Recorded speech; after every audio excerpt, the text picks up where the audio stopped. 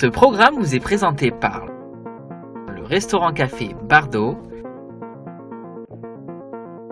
l'agence immobilière Invest Miami et votre voyagiste Contact Tour.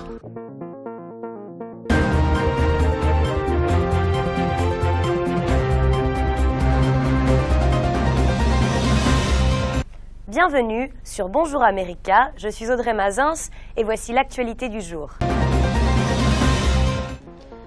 Commençons ce soir avec cette épidémie de choléra au Yémen, un pays ravagé par la guerre depuis plus de 2 ans et qui a fait près de 1000 morts. C'est ce qu'a annoncé un haut responsable de l'ONU, regrettant que l'humanité soit victime de la politique. Selon lui, plus de 130 000 cas présumés de choléra ont été enregistrés au Yémen et 970 personnes sont mortes de la maladie, dont pour moitié des femmes et des enfants.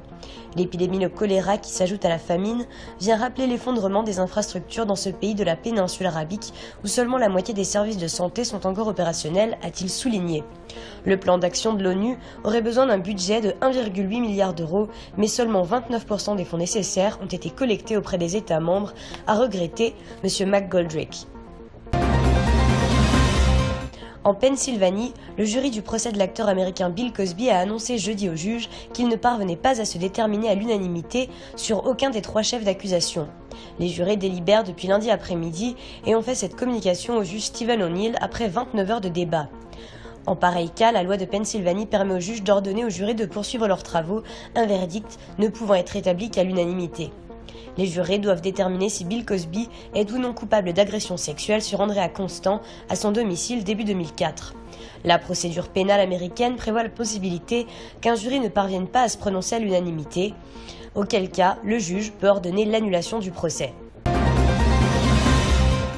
Aux États-Unis maintenant, Facebook, qui est régulièrement accusé de ne pas assez lutter contre la propagande djihadiste, a détaillé jeudi ses actions contre les publications faisant l'apologie du terrorisme, notamment via l'utilisation accrue de l'intelligence artificielle.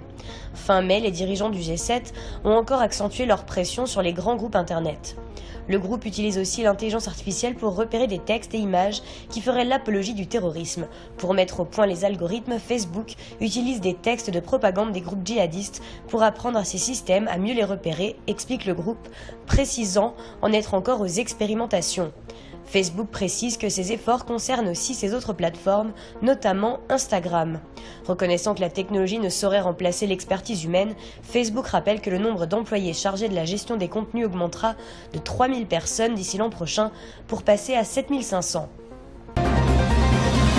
À Ottawa, le Sénat a finalement adopté jeudi le projet de loi contre la discrimination fondée sur l'identité et l'expression de genre. À l'annonce du résultat du vote, les sénateurs qui ont avalisé la mesure législative C16 ont bondi de leur siège pour applaudir les membres de la communauté qui prenaient place dans les tribunes de la Chambre haute.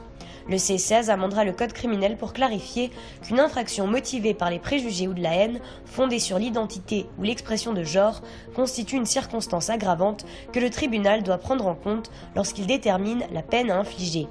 Le projet de loi a été adopté au Sénat sans qu'aucun amendement y ait été apporté, au grand dam de certains sénateurs conservateurs.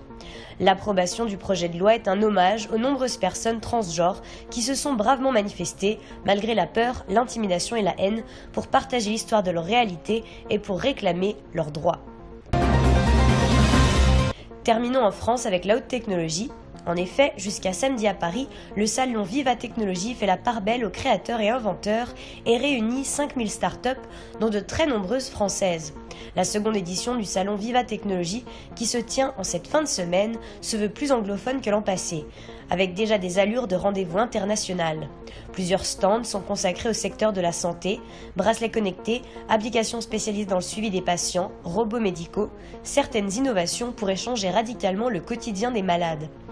En visite à Viva Technologie ce jeudi, le président Macron en a profité pour lancer un fonds d'investissement de 10 milliards d'euros dans le soutien à l'innovation et a invité organisateurs et exposants à faire de Viva Technologie le nouveau CES en référence au salon de l'électronique Consumer Electronic Show qui a accueilli en janvier à Las Vegas quelques 4000 exposants.